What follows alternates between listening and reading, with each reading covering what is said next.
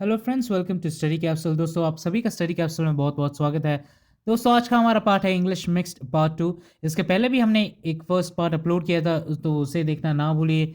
हाँ, थोड़ा समय लग गया दोस्तों सेकंड पार्ट लाने में, लेकिन हम लेकर आए हैं आपके लिए, क्योंकि इसका लेवल थोड़ा हमने बढ़ाया है। आपको जो बताया था लास्ट टाइम जो करेंगे वो किया है हमने। दोस्तों, अभी तक आपने हमारा चैनल सब्सक्राइब नहीं करा तो प्लीज़ हमारे चैनल को सब्सक्राइब कीजिए। अगर आपको वीडियोस पसंद आ रहे हैं तो उन्हें लाइक और शेयर ज़रूर कीजिएगा। आपका कोई भी कमेंट, कोई भी फीडबैक हमारे लिए बहुत इंपॉर्टेंट है। आप या तो उसे कमेंट सेक्शन में लिख सकते हैं या फिर हमें मेल कर सकते हैं studycapsule15@gmail.com पर। और हमारा फेसबुक का पेज भी लाइक कर सकते हैं। उसे देखने के लिए जाना पड़ेगा आपको www.facebook.com/studycapsule। चलिए दोस्तों, शुरुआत करते हैं आज के वीडियो के साथ। आज का वीडियो है इंग्लिश मिक्स्ड क्विज पार्ट 2। चलिए आगे बढ़ते हैं। तो पहला सवाल है, ये है फिलिंग द ब्लैंक्स पर। तो जैसे जैसे एग्जाम्स में पैटर्न आ रहे हैं दोस्तों, जिस हिसाब से कोई सवाल आ रहे हैं उस हिसाब से हम लोग ये सवाल ले रहे हैं। तो इन्हें ज़रूर ध्यान से देखिए। और हम आपको इनके पीडीएफ, हाँ, जैसे रिक्वेस्ट आ रही का लोगों की, वैसे हम इनके पीडीएफ भी प्रोवाइड करेंगे जल्दी ही। तो उसके लिए आपको चैनल सब्सक्राइब करके देखना पड़ेगा और सारे वीडियोस हमारे कंटिन्यूसली देखते रहिए। हम उनके साथ आपको नए नए अपडेट्स और नई नई चीज़ें ज़रूर बताते रहेंगे। चलिए शुरुआत करते हैं आज का फर्स्ट क्वेश्चन के साथ। आज का फर्स्ट क्वेश्चन है, it's per capita income has dash and India is now the world's third largest economy in dash power parity terms। तो दोस्तों, आपको बता दूं, फिल इन द ब्लैंक्स में हमेशा याद रखिए, कुछ चीज़ें आपको याद रखनी। सबसे पहले कॉमन सेंस जो है वो आपको खुद लगाना पड़ेगा। ठीक है, आपको बाकी सारी चीज़ें सीख सकते हैं, आप ये कर सकते हैं, लेकिन कॉमन सेंस जो है वो आपको खुद लगाना पड़ेगा। तो इसको ज़रूर ध्यान से पढ़िए। ठीक है, कभी अगर आपको पहले का आंसर नहीं मिल रहा तो कोई बात नहीं, आप सेकंड जो फिल इन द ब्लैंक है उसके ऊपर कॉन्सेंट्रेट कीजिए। ठीक है, और फिर ग्रामर जो है, सेंटेंस कौन से टेंस में है, और फिर अगर आप जो भी वर्ड देख रहे हैं वो वर्ड उस जगह परफेक्ट बैठ रहा है नहीं, वो उस हिसाब से पढ़ कर देखिए और फिर डिसाइड कीजिए कि आपका आंसर कौन सा सही है इसके हिसाब से। तो इस पहले सवाल का मैं आपको आंसर बता दूं। पहले सवाल का आंसर है हमारा क्विंट्रिपल्ड और परचेसिंग। ठीक है, तो it's per capita income has quintupled. Quintupled का मतलब होता है 5 टाइम्स इंक्रीज हो गया। जैसे डबल्ड का मतलब होता है कि डबल इंक्रीज हो गया। ठीक है, 200%। तो क्विंट्रिपल्ड का मतलब हो गया 5 टाइम्स जो बढ़ जाता है, 500% जो बढ़ जाता है, उसका वो मतलब होता है। And India is now the world's third largest economy in purchasing power parity terms. तो इसको याद रखिए, इसका आंसर हो गया क्विंट्रिपल्ड एंड परचेसिंग। चलिए आगे बढ़ते हैं। इसके बाद है, greenhouse gases are only dash of the story when it comes to global warming. Changes to one part of the climate system can dash additional changes to the way the planet absorbs or reflects energy। तो इसका आपको बता दो, greenhouse gases are only dash of the story. Dash of the story only, तो यहाँ पे आपको whole नहीं आएगा। आपको बताया, आप ये भी देखिए, आपको और एक तरीका बता देता हूँ। आप निग्लेक्ट करते जाएंगे या फिर एलिमिनेट करते जाएंगे तो भी आपको आंसर की तरफ आप बढ़ते जाते हैं। ठीक है, तो आप एलिमिनेट करते जाए कि ये इसका आंसर नहीं होगा, ये इसका आंसर नहीं होगा, तो आपका मतलब 50-50, या फिर आप चार में से दो ऑप्शन अगर माइनस कर दिया, तीन ऑप्शन माइनस, तो आप फाइनल आंसर तक पहुंच जाएंगे। तो होल इसका आंसर नहीं होगा। फिर इसका आंसर इशू भी नहीं होगा, only issue of the story भी नहीं होगा। ग्रामेटिकली भी आप देख सकते हैं कौन सा टेंस है, इसमें भी आप देख सकते हैं। तो मटेरियल भी नहीं होगा। तो इसका आंसर हो जाएगा part. Greenhouse gases are only part of the story. और इसके साथ आप कंपेयर भी कीजिए। अगर आपको कभी लगे कि हाँ ठीक है, ये फर्स्ट पार्ट सही बैठ रहा है, तो आप सेकंड पार्ट को भी देखिए कि सेकंड पार्ट में क्या आंसर है, वो भी मैच करना चाहिए दोस्तों, तो उसको भी देखिए।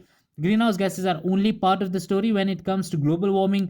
Changes to one part of the climate system can cause additional changes to the way the planet absorbs or reflects energy। तो ये सही से बिल्कुल बैठ रहा है, तो इसका आंसर हो गया बी, पार्ट एंड कॉस्ट। चलिए आगे बढ़ते हैं। Third question, in a combined effort dash the corporate houses and the state government, the international crops research institute for the semi arid tropics has been dash soil health cards for farmers. तो in a combined effort the corporate houses and the state government, इसको मैं आपको बता दूं, ये sentence जो है divide किया गया है दो पार्ट्स में। ठीक है, तो in a combined effort of ये दो चीज़ें हैं, ये दो जो डिपार्टमेंट्स है, the corporate houses and the state government, in the combined effort dash the corporate houses and the state government. तो इसमें क्या आएगा आपको बता दो, इन अ कंबाइंड एफर्ट, दोनों कंबाइंड एफर्ट है तो इंक्लूडिंग आएगा, इसका आंसर जो होगा इंक्लूडिंग आएगा, इसको याद रखिए।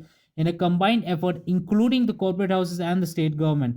ठीक है, एलिमिनेटिंग नहीं आएगा, एक्सक्लूडिंग नहीं आएगा, एडिंग भी नहीं आएगा, तो इंक्लूडिंग आएगा। In a combined effort including the corporate houses and the state government, the international crops research institute for the semi arid tropics has been facilitating soil health cards for farmers. तो इसका answer भी हो गया B, third सवाल का answer हो गया B.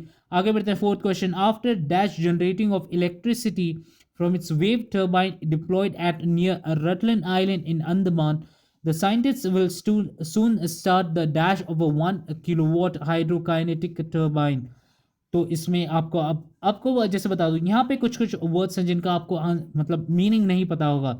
ऐसा भी होता है काफ़ी एग्जाम्स में, आपको एग्जाम्पल्स में कि आपको मीनिंग नहीं पता चलता वर्ड का, तो आप कंफ्यूज हो जाते हैं थोड़ा सा, ठीक है।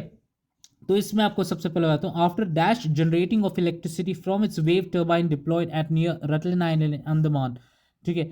अब यहाँ पे क्या इसके ऑप्शन है, थ्वार्टिंग, thriving, depressing, successfully.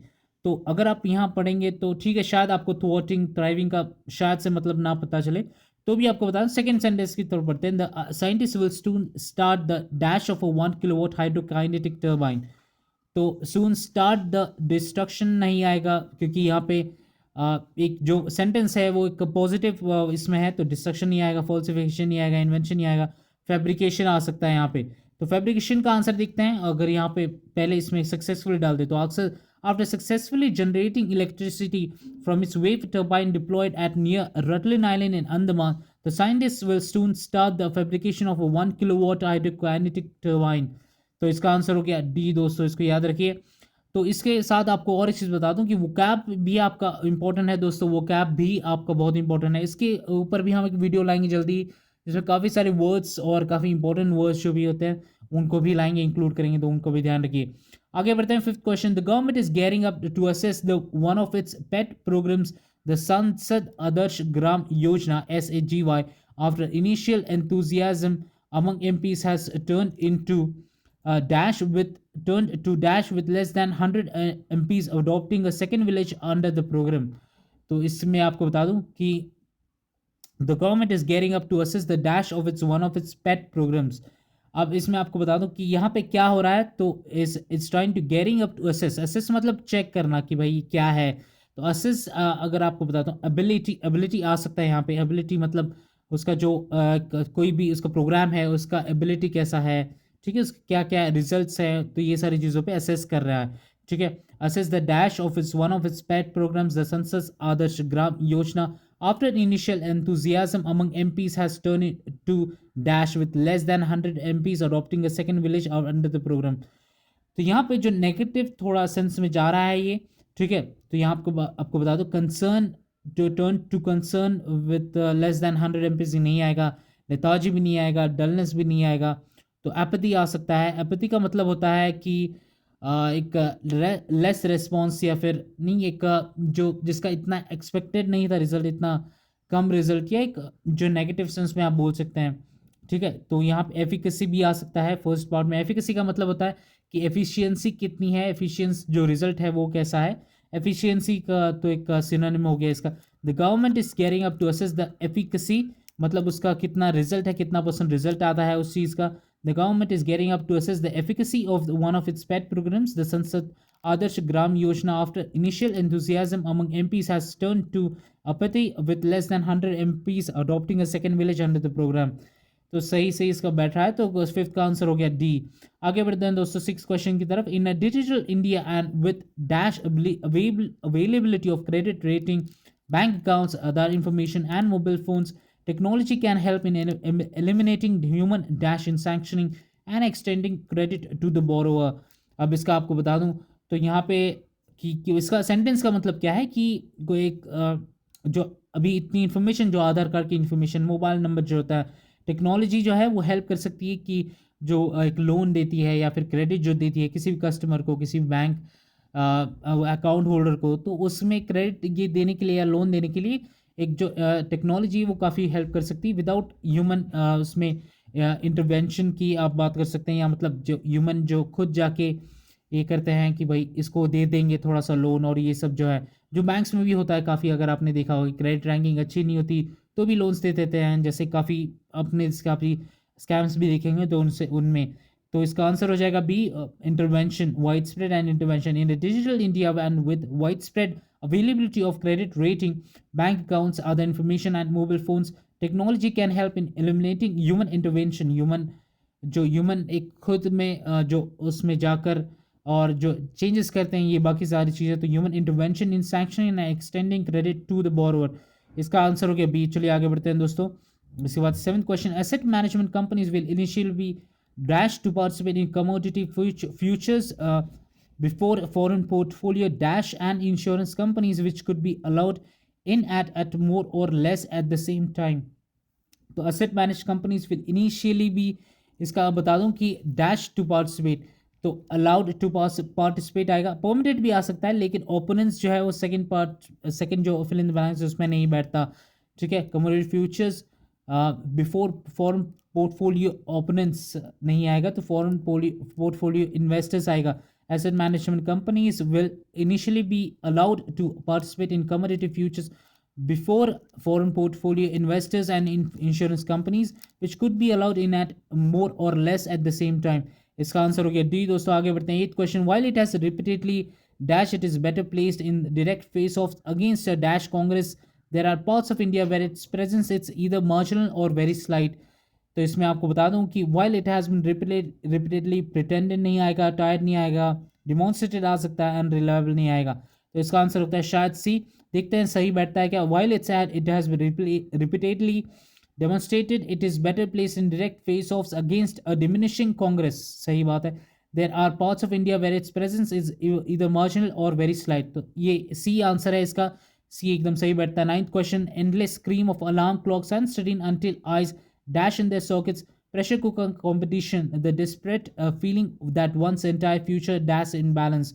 The endless scream of alarm clocks and studying until eyes sink आ सकता है, यहाँ पे स्टैटिक नहीं आएगा, सिंक आ सकता है, सिंक इन देयर सॉकेट्स। ये एक कहावत है या फिर एक मुहावरा भी आप बोल सकते हैं, ऐसा इंग्लिश में कहते हैं कि your eyes sink in the sockets. तो इसका मतलब है कि आंखें एकदम लटक बाहर आ जाना, ऐसा इसको कहते हैं कि पढ़ाई कर करके। The endless scream of alarm clocks and staring until eyes sink in their sockets, pressure cooker competition, the desperate feeling that once entire future hangs in balance. तो सही सही एकदम बैठ रहा है, तो बी इसका आंसर है। लास्ट क्वेश्चन 10th क्वेश्चन, इसमें इस पार्ट में फिल इन द ब्लैंक्स में, eight a time when the spread of internet is so small and the speed so slow dash time energy debating differential speed is like worrying about who gets what dash of a small and yet to be fully baked cake। तो यहाँ पे आप second sentence को पहले अगर देखेंगे तो cake की बात हो रही है, yet to be fully baked cake. ठीक है, तो यहाँ पे अटर इंक्लूसिव आउटराइट नहीं आया, तो स्लाइस ऑफ केक हाँ आ सकता है। तो चलिए पढ़ते हैं इसके साथ एक बार सेंटेंस को। At a time when the spread of internet is so small and the speed so slow devoting time and energy on debating differential speed is like worrying about who gets what slice out of a small and yet to be fully baked cake. एकदम सही सही बैठ रहा है, तो इसका answer हो गया बी दोस्तों। आगे बढ़ते हैं। इसके बाद है spot the error, find the error in the following sentence. She did not even have proper clothes and seemed that she would not afford for good food, still gave everything she had।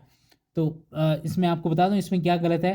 तो यहाँ पे जो would है दोस्तों, would ये आता है will say, ठीक है, कुड आता है कैन से।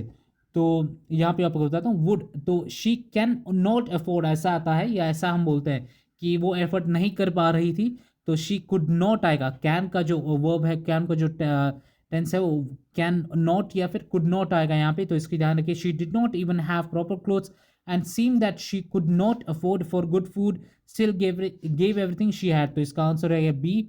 आगे बढ़ दो दोस्तों। The National Housing bank is in discussions with multilateral agencies for borrowing funds for refinance banks, according to a top official। तो यहाँ पे आपको बता दूं इसका जो सेंटेंस है, अगर आप इसको ध्यान से पढ़ेंगे तो for borrowing funds to refinance banks आएगा, सी इसका ऑप्शन है। यहाँ पे फॉर नहीं आएगा, टू आएगा। ठीक है, इसको ध्यान रखिए। The National Housing Bank is in discussions with multilateral agencies for borrowing funds to refinance banks according to a top official. आगे बढ़ते हैं। Third question, Kerala Bird Atlas and citizen science project to map the distribution and abundance of birds in Kerala began in Wayanad district on Saturday। तो इसके आपको बता दूं इसका क्या गलत है। यहाँ पे सबसे पहला ही पार्ट आप समझ जाएंगे कि केरला बर्ड एटलिस अ सिटीजन साइंस प्रोजेक्ट, ये आएगा यहाँ पे, एन नहीं आएगा, अ आएगा। ठीक है, a citizen science project to map the distribution and abundance of birds in Kerala began in Wayanad district on Saturday. इसका आंसर हो गया ए दोस्तों। आगे बढ़ते हैं। Fourth question, 4 families have been plunged in darkness by the irresponsible act of drunken youngsters whose educated parents allowed them to drive without a license। आपको बता दूं कि यहाँ पे जो है 4 families have plunged in darkness। Plunge in darkness नहीं आएगा, इन टू डार्कनेस आएगा। डार्कनेस में उनकी लाइफ चली गई है या वो फैमिलीज चली गई हैं, तो इन टू आएगा। ठीक है, INTO इसको याद रखिए। तो यहाँ पे हाँ INTO, इन नहीं आएगा, इन टू आएगा। 4 families have plunged into darkness by the irresponsible act of drunken youngsters whose educated parents allowed them to drive without a license। तो हमेशा याद रखिए इसको भी। ठीक है, आगे बढ़ते हैं। इसके बाद है government seems to suggest that there can be only one type of family denying the joy of parenthood to those who does not fall into this category. इसको आप अगर ध्यान से पढ़ेंगे आप समझाएगा। यहाँ डी डू डज नहीं आएगा, डू आएगा। ठीक है, तो क्योंकि जो denying the parenthood to those who do not fall into category, तो दोस्त की बात हो रही है, काफ़ी लोगों की बात हो रही है। तो यहाँ प्लूरल सेंटेंस में डू आएगा, इसको याद रखिए। आगे बढ़ते हैं। उसके बाद है वापस एक बार इसके बाद है fill in the blanks. To have a different life experience and learning strategies there should be a dash of personalities in each team. इसके बारे में अगर आपको बता दूं तो यहाँ पे सबसे पहला है कि डैश ऑफ पर्सनालिटीज़। तो अमाउंट ऑफ पर्सनालिटीज़ नहीं होता, फ्यू ऑफ पर्सनालिटीज़ नहीं होता, various of personalities, various personalities होता है, वेरियस ऑफ पर्सनालिटीज़ नहीं होता। तो इसका आंसर हो जाएगा सी, डाइवर्सिटी ऑफ पर्सनालिटीज़। इसको याद रखिए। सेंटेंस का ग्रामर भी आपको जैसे बताया मैंने, वो भी बहुत इंपॉर्टेंट है। आगे बढ़ते हैं। Second question, as he didn't feel well the doctor decided not to dash on the patient. Doctor surgery नहीं, डॉक्टर सर्जरी करता है लेकिन not decided not to surgery नहीं होगा, सेंटेंस गलत जा रहा है। तो ऑपरेट यहाँ पे सही इसका ऑप्शन है B option. As he didn't feel well the doctor decided not to operate on the patient. ठीक है, आगे बढ़ते हैं। थर्ड क्वेश्चन, द जज decided dash to thief to 3 months imprisonment. ठीक है, इसका आंसर अगर आपको पता हो तो जज क्या करता है, सेंटेंस करता है इम्प्रिजनमेंट। तो सेंटेंस इसका आंसर हो जाएगा A. Medical ethics dash a doctor to have an affair with the patient. Medical ethics censor नहीं आएगा, फॉरबिड आ सकता है, कॉन्ट्रा इंडिकेट नहीं आ सकता, डिसअलाउ भी नहीं आ सकता, डिसअलाउ भी नहीं आएगा यहाँ पे। तो डिसअलाव्स अ डॉक्टर आएगा, लेकिन यहाँ पे डिसअलाउ लिखा है वो भी नहीं आएगा, तो फॉरबिड आएगा। इसका आंसर हो गया second option, medical ethics forbid the doctor to have an affair with the patient। आगे बढ़ते हैं।